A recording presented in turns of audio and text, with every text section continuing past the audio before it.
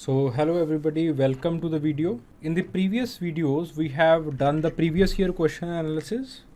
ठीक है, सबसे पहले हमने जो है वो PYQ analysis किया था. Then we have seen the genetic polymorphism.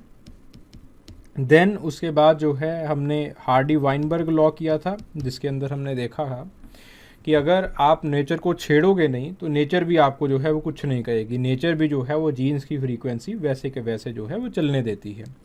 फिर उसके बाद हमने जीन फ्लो के बारे में पढ़ा, जो है वो हमने जीन फ्लो देखा. जीन फ्लो के बाद जो है we have seen another, now we are in this video we are going to see another amazing factor in evolution, जिसको हम कहते हैं म्यूटेशन. ठीक है, पॉपुलेशन जेनेटिक्स ने एक बहुत अच्छी चीज़ जो है वो म्यूटेशन के बारे में कही है. हम बहुत बार म्यूटेशन को इस तरह से समझते हैं कि म्यूटेशन किसी भी तरह की जो है वो डिस्क्रीट चेंज है. ठीक है, बहुत सारे आपके पास जेनेटिक्स को मानने वाले ऐसे लोग हैं जो ये कहते हैं कि म्यूटेशन को जो है वो रीड नहीं किया जा सकता. तो ये भी किसी हद तक जो है वो बात सही लगती है. जैसे for example take the case of genetic aberrations. ठीक है, क्रोमोसोमल एबरेशंस की बात कर लीजिए. आप उनको कहीं से भी प्रेडिक्ट नहीं कर सकते. क्रोमोसोमल एबरेशंस के अंदर chromosomal aberrations they are not, population के अंदर आप उसको जो है वो प्रॉपरली प्रेडिक्ट नहीं कर सकते. बहुत छोटे छोटे सेक्शंस लेने पड़ेंगे. कुछ आपके पास जो है वो फैमिली स्टडीज़ करनी पड़ेंगी, आपके पास पेडिग्री एनालिसिस करने पड़ेंगे. But on the larger scale आपके पास कितने क्रोमोसोमल एबरेशंस होंगे उसको आप प्रेडिक्ट नहीं कर सकते. But there are certain mutations that are known as point mutations. Point mutations होते हैं. ठीक है, तो आप जो पॉइंट म्यूटेशंस हैं उनको आप जो है वो पॉपुलेशन जेनेटिक्स के ज़रिए जो है वो स्टडी कर सकते हो कि जो पॉपुलेशन जेनेटिक्स है वो आपको एक एक्सप्रेशन दे देता है जिसके ज़रिए आप ये देख लेते हो कि जो रिकरिंग और पॉइंट म्यूटेशंस हैं वो किस तरह से जो है वो पॉपुलेशन के अंदर फैल रहे हैं. ठीक है, सो म्यूटेशंस को दो पार्ट्स में डिवाइड किया गया है. ठीक है, म्यूटेशंस को जो है वो दो पार्ट्स में हम डिवाइड करते हैं. एक को जो इसकी थ्योरी है, म्यूटेशंस की जो थ्योरी है, that we are going to read in the evolution. जब हम एवोल्यूशन की थ्योरी पढ़ेंगे, जब हम उसके अंदर जो है वो सिंथेटिक थ्योरी ऑफ एवोल्यूशन करेंगे, in the synthetic theory of evolution we are going to see that what mutations are. Mutations आखिरकार होती क्या चीज़ है. फिर उसके बाद जो दूसरी चीज़ है म्यूटेशन की, वो जो है वो हम आज पढ़ने वाले हैं कि आपके पास म्यूटेशन को किस तरह से मेज़र किया जा सकता है. ठीक है, म्यूटेशन को जो है वो किस तरह से देखा जा सकता है.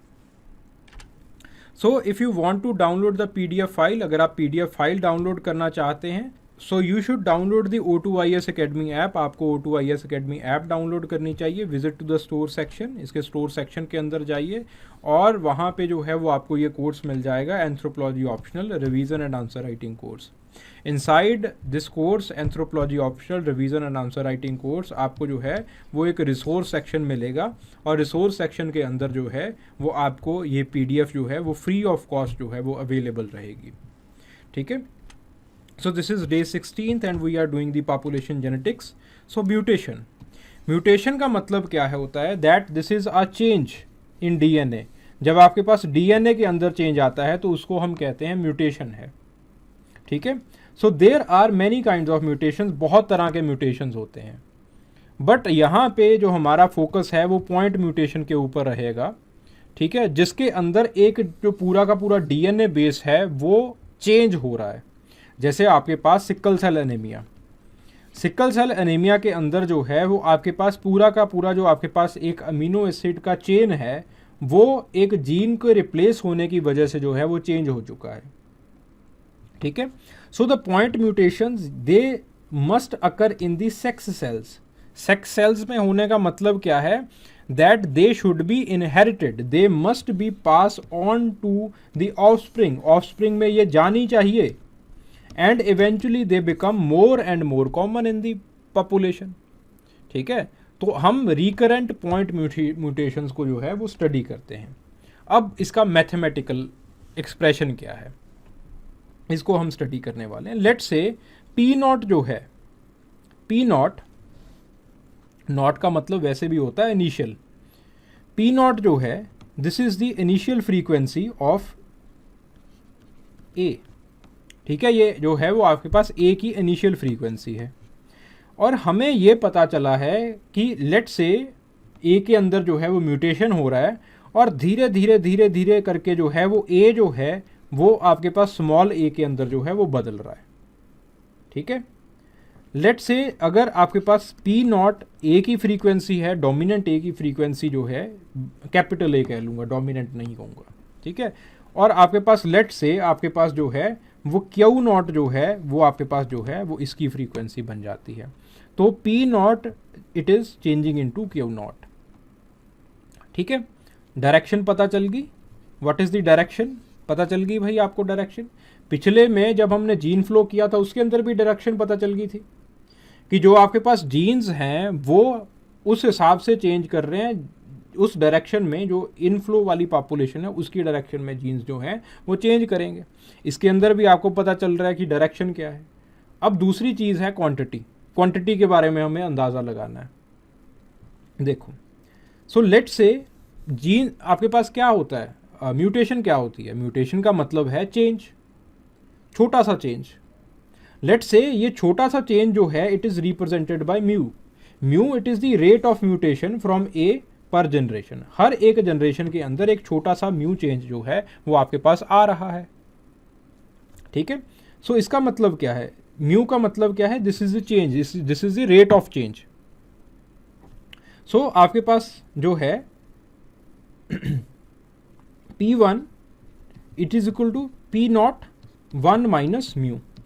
ये अब 1 माइनस म्यू कैसे आया, क्योंकि आपके पास जो है वो म्यू का मतलब क्या है, it is the rate of mutation. अगर आप इस रेट ऑफ म्यूटेशन को पी नॉट के साथ मल्टीप्लाई कर दोगे इट विल सिंबलाइज व्हाट, ये क्या रिप्रेजेंट करेगा, चेंज। ठीक है, ये चेंज रिप्रेजेंट करेगा। अगर आपने फाइनल देखना है कि आपके पास फाइनल प्रोडक्ट क्या बना है, final will be equal to initial minus change. ठीक है, फाइनल क्या बना, इनिशियल क्या है आपके पास पी नॉट, और आपके पास चेंज क्या आया, mu P naught, that will be equal to P naught 1 minus mu. ठीक है, ये क्या बन गया भाई, फाइनल क्या था, P1 P1। ठीक है, so I think this is clear. ठीक है, तो आपके पास P1 is equal to P naught 1 minus mu, ये आ गया। अब अगर हम P2 की बात करें, सेकेंड जनरेशन की बात करें, it will be equal to P1 minus 1 minus mu. P1 क्या है वो इसके अंदर पुट कर दो, P1 क्या है भाई, पी नॉट 1 माइनस म्यू, और ये एक 1 माइनस म्यू यहाँ पे लिख दो, 1 माइनस म्यू। सो इसका मतलब क्या है, P naught 1 minus mu square. तो इससे हमें क्या पता चला, दूसरी चीज़ जो हमें पता चली वो क्या थी, क्या आई है, that P2 is equal to P naught 1 minus mu square. Similarly अगर P3 होगा it will be P naught 1 minus mu cube. अगर आपके पास P4 होगा it will be P naught 1 minus mu 4, mu raise to the power 4। Similarly ऐसे चलते जाओगे, so आपके पास क्या बनेगा, P n is equal to P naught 1 minus mu n. Getting the point.